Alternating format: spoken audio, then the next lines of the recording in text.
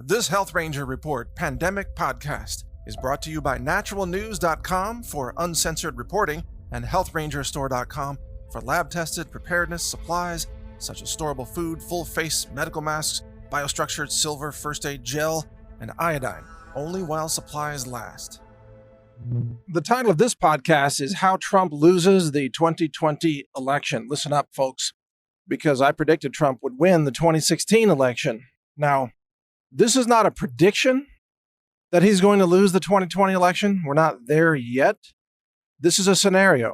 This is one way that he could lose, and it depends on how things unfold. But there are two major things that could cause Trump to lose the 2020 election. Especially those of you who are Democrats and anti-Trumpers, listen up, because I know you're going to be really interested in this because you're trying to carry this out. Number one, the coronavirus pandemic, if it escapes in the United States, here's what will happen. And by the way, the CDC is already predicting that this will happen.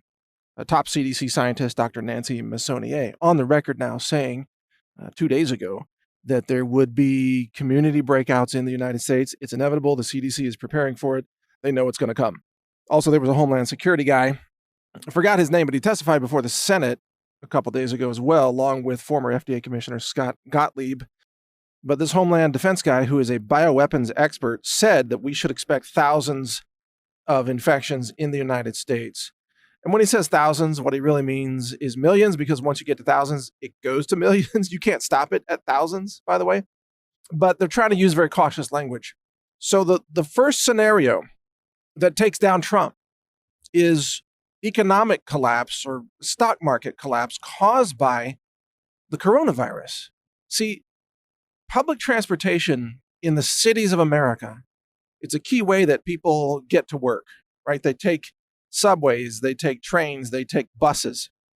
Public transportation, even airplanes, commercial air, this is where the coronavirus loves to spread. This is its best place to spread, on public transportation. And it achieves that because the virus survives on surfaces for up to 9 days. And when you're in a bus or a subway car or an airplane, you're sharing all the same air, you're touching all the same surfaces. And none of those surfaces are ever sanitized, by the way. There's not an antiviral scrub down between flights on an airplane. I mean, heck, the tray table in front of you is probably covered with E. coli and bits of human feces, according to many lab tests. It's the most filthy thing that is on the plane. Probably more filthy than the restroom. So they're not sanitized. So where does this spread the most? Well, typically in liberal cities where there's public transportation. San Francisco in the Bay Area, Washington, D.C., Boston, New York City, and so on.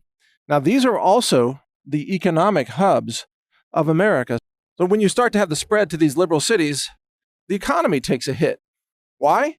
Well, because that's where there's a high density of economic output, because people are then told to stay home, you see, or they're afraid to take public transportation. People stop showing up, or they're ordered not to show up to work, just like in China with the Wuhan region and the factories being shut down there.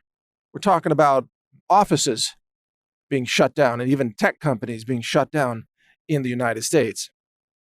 That will have a panic effect on the stock market, which is currently in a bubble phase. The only thing keeping the stock market going right now is a whole lot of quantitative easing, i.e. liquidity from the Fed, a bunch of media cheerleaders for the bubble, and a bunch of irrationally exuberant people who are suffering mass delusions of making all this money off a market when it's pure fiction. But the illusion is convincing as long as everybody participates. That's sort of the definition of a bubble. The bubble collapses when even a small percentage of the people stop having faith in it. In many cases, collapsing the bubble only requires as little as 5% of the people selling, or sometimes even 2%. Once they sell, the bubble collapses because it can't sustain even a fraction of the holders of the stocks selling them. Well, what's going to happen to that faith if the coronavirus pandemic becomes so widespread in America that people stop going to work in major cities like New York City? I mean, imagine Wall Street shut down. What level of panic would follow that? And we hope we don't see this, but you see, I think the Democrats hope they do. I think the Democrats are right now not just rooting for the virus to succeed for lots of reasons. For example, they hate human beings anyway. They like to achieve a depopulation end game. So yeah, they want to see people die from this anyway. But more importantly, they want to crash the economy so they can blame Trump. And they may just be able to sabotage Trump's reelection if they can make an outbreak occur. I would not be surprised. And let me qualify this and say, I know that the Disneyland measles outbreak was staged. It was a real outbreak, but they distributed the measles on purpose in order to cause an outbreak, to have a news narrative so that they could pass SB 277, Richard Pan there in California. The whole thing was run by Big Pharma and the vaccine deep state. We know this is a fact. I've reported on it in the past. The whole thing was staged in order to carry out that vaccine agenda. I would not be surprised if there are anti-Trump elements within the deep state, which we know are willing to do anything. They're willing to destroy the country if necessary. I wouldn't be surprised if they're harvesting this virus from China right now, which is as easy as sending people there to get infected, and then they are preparing to deploy this virus in the United States in order to crash the economy in the major economic cities like New York and Boston and so on. Chicago, Seattle, Houston. So I wouldn't be surprised. In fact, there are a huge number of parties that would love to see this thing become a pandemic in the United States. There are anti-American terrorist organizations, such as groups funded by Iran, for example. And there are enemy nations like Iran and North Korea. But there are also Democrats who want to see Trump defeated. And there's also rhino Republicans or deep staters, establishment deep state people who want to see Trump defeated as well.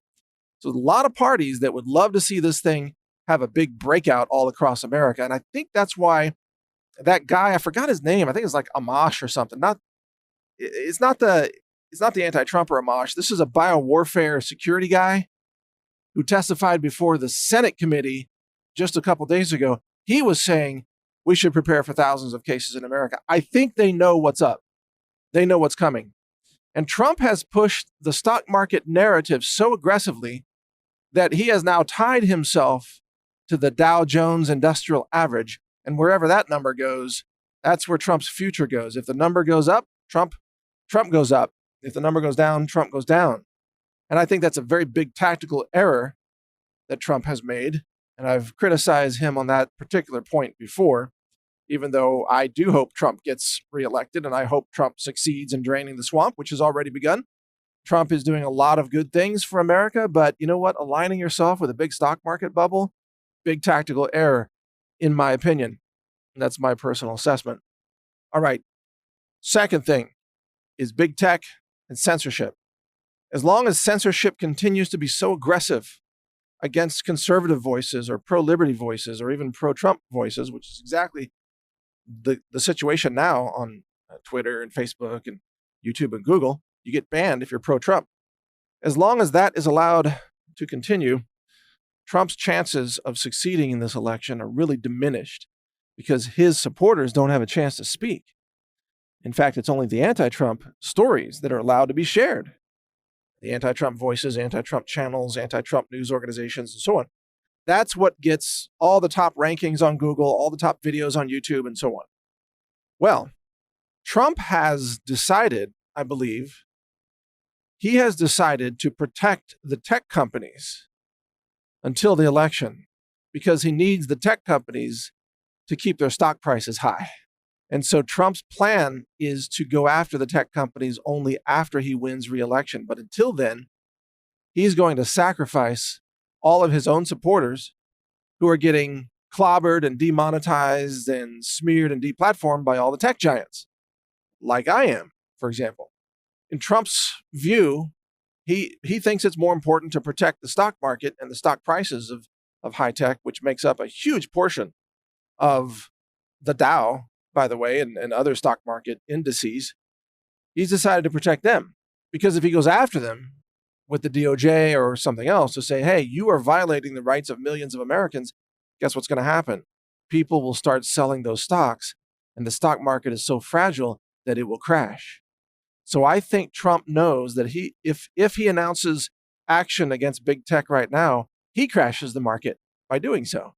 And so he cannot come out and defend freedom of speech until after he wins election. But of course, the catch-22 is, how's he going to win re-election if we don't have free speech and all Trump supporters are silenced? You see the conundrum that Trump is facing right now. It's called being stuck between a rock and a hard place, I guess. But I mean, it's insane that we don't have the freedom to speak in America. I think Trump should go after that if he wants to win. I think people can handle a stock market correction, maybe even a crash, but they can't handle being silenced. They can't handle losing their First Amendment, in my opinion. So I think Trump is making another tactical error in this case. I think he should be going after the tech giants and ordering the arrest of their CEOs and the prosecution for their criminal conduct, their criminal violation of civil rights, massive criminal fraud against their own users. I think that should be underway right now. But that's not what's happening. So Trump has decided to protect Mark Zuckerberg and protect Jack Dorsey, who is one of the most evil human beings alive today, and to protect Sundar Pichai, and to throw his own supporters overboard. That's what Trump has decided to do. Now, I could give you my personal view on, what that feels like being a Trump supporter who's being thrown overboard, but I'm trying to give you more of a top-down analysis here of this whole scenario, because the consequences, if Trump loses this election, are so severe that if I thought Trump could win by doing exactly what he's doing right now, even not speaking up for us yet, I would still support him, because Trump winning is so critical for our nation. If Bernie Sanders gets into power and he looks likely to be the Democrat nominee, he's a communist. He's going to have the state take over control of private enterprise. He's going to have people arrested for speaking against transgenders, for example. I mean, you talk about total tyranny. Bernie Sanders would be the tyranny president. It's crucial that we make sure someone like Bernie Sanders doesn't win. But I'm not convinced that Trump's strategy here right now is going to work. I'm not convinced at all. I think Trump wants to be known as the stock market president, and he won't do anything to go after those companies that represent the stock market. Even though it's all illusion, and he knows it, he's smart. He knows it's all illusion, but he's cheerleading for the market. And there's going to be a giant day of reckoning in all of this. And ultimately, Trump is going to be so discredited because he tied himself to the market. One day, people's pensions are going to vanish. People's stocks are going to vanish. People's retirement funds, everything. It's going to vanish, or largely vanish. They'll lose 50% or more. And guess who's going to get the blame? It's going to be Donald J. Trump. And to some extent, he may deserve that blame. Because I remember back in 2015 and 2016, when he was running for president, he said, market's in a bubble. There's a crash coming. And then after he got elected, it changed to, it can go even higher. Isn't that great? Everybody's making money. Here's the thing.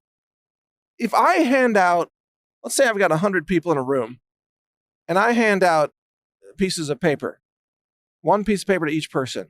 And on the piece of paper, I write the letter A.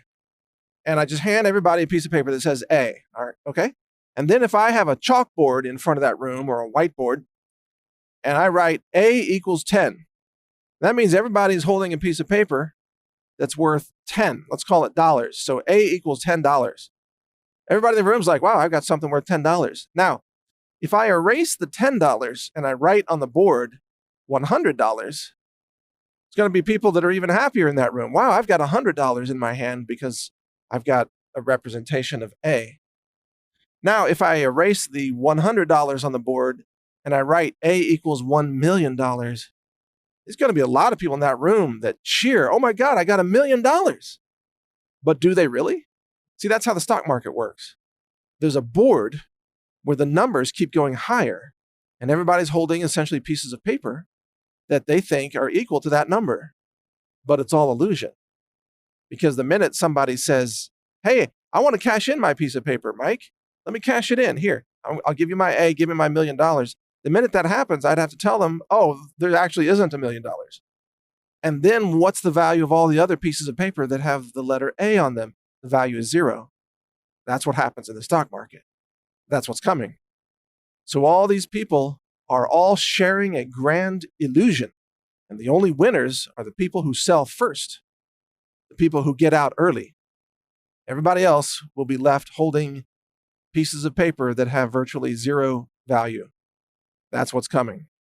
So think about that illusion, that coordinated delusion, and how Trump is tying his presidency, his reelection, to that illusion. And people love to go along with it because they think they're all getting rich, but they're not getting rich. They're just getting hoodwinked. Real profits only come from actual, earnings in a company, dividends, a company that makes more money than it spends. A lot of these tech stocks are companies that are losing money. They're losing billions of dollars a year. And then they have these valuations that are in the hundreds of billions of dollars. It's completely insane, and it's going to crater. And anyone foolish enough to tie themselves to that phenomenon, I think they will suffer a lot of blame, and rightly so. And that day is coming. So I just want you to know, I'm not a Trump groupie. I'm not some robot that supports Trump just because the stock market's going up. I think it's foolish. I support Trump's victory, especially over any of the Democrats that are currently running, but I have no illusions. The crash is coming no matter who wins. And it may come before the election. And Trump may find himself taking the blame before November. And that's the situation that the Democrats are trying to set up. They want to see the crash. I don't. I don't want to see the crash. I'm just telling you it's inevitable. I have this really interesting lifetime habit of I have to tell you the truth about where things are headed. I can't cover it up. I can't act. I can't deceive you. I just have to tell you the way it is. It's a big part of my personality, and I've created an entire publishing site around that personality. And it's not an act. It's who I am. So I can't run around and parade the stock market and tell people, yeah, vote for Trump and your retirement's going to double. No, that would be a lie. I can't do that. But anyway, in summary, these are two very big reasons why the Democrats could succeed in defeating Trump in 2020. And you know what? Trump is flat-footed on both of them.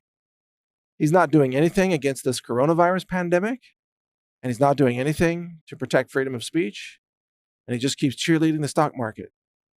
These vectors are all going to head to a real crisis, a Trump crisis, a Trumpo tragedy of sorts, if you will.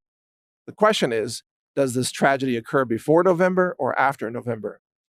If these tragedies occur before November, Trump loses.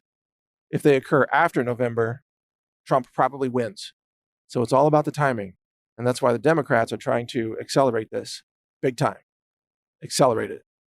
So stay informed. I'll give you the straight dope on all this. There's no spin here. You may disagree with my assessments, and that's fine. I encourage you to think for yourself, but at least consider the analysis that I'm offering here, because I was right about the 2016 election. I saw that dynamic. I did the math. I gave you the straight up analysis. Before the election, I called the victory for Trump. This time around, doesn't look so good. Just depends on what happens between now and then. I'll keep you posted, and I will update my prediction. But right now, I don't know, maybe 50-50 shot that one of these things craters before November, and it may cause Trump to lose the election. But I'll update that. So don't quote me on this long term. I need more data. We need more time. We need to get closer. And then I will give a final prediction before Election Day based on that information. Maybe Trump will do something positive before then, on these issues. I'm willing to entertain that possibility because I want him to win. So I hope he does something. America needs a president that takes action on these important issues, especially the First Amendment. And thank you for listening. Mike Adams here, the Health Ranger. NaturalNews.com is my website. Brighteon.com is my platform. Thanks for listening. When it comes to prepping, you not only need good products that can help keep you alive, awake, aware, and nourished during difficult times, you also need products you can trust. At the Health Ranger store, we do extensive laboratory testing using an in-house lab that's ISO accredited. It's inspected, it's audited. It's a 2-year process to even get that accreditation. We use multiple mass spec instruments, state-of-the-art science, I'm a published science author as well and a patent holder on several technologies, some of which we use variations of in our lab. The purpose of this lab is to help you make sure you get clean foods, superfoods, storable foods for emergency preparedness and survival use. We have a certified organic lab-tested, what's called Ranger Bucket collection of storable foods with some survival gear in the buckets to help you even boil water and cook those foods and so on.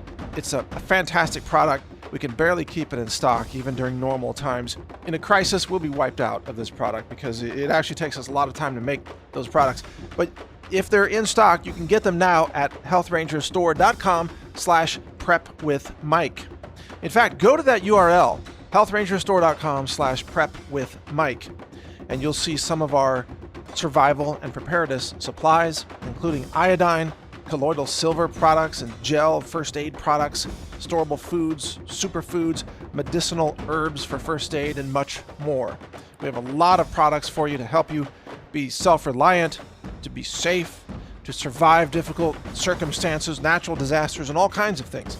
If you want to get prepared, do it with us at the Health Ranger Store so that you know you're getting safe, clean, laboratory-verified preparedness foods, supplements, and other related products.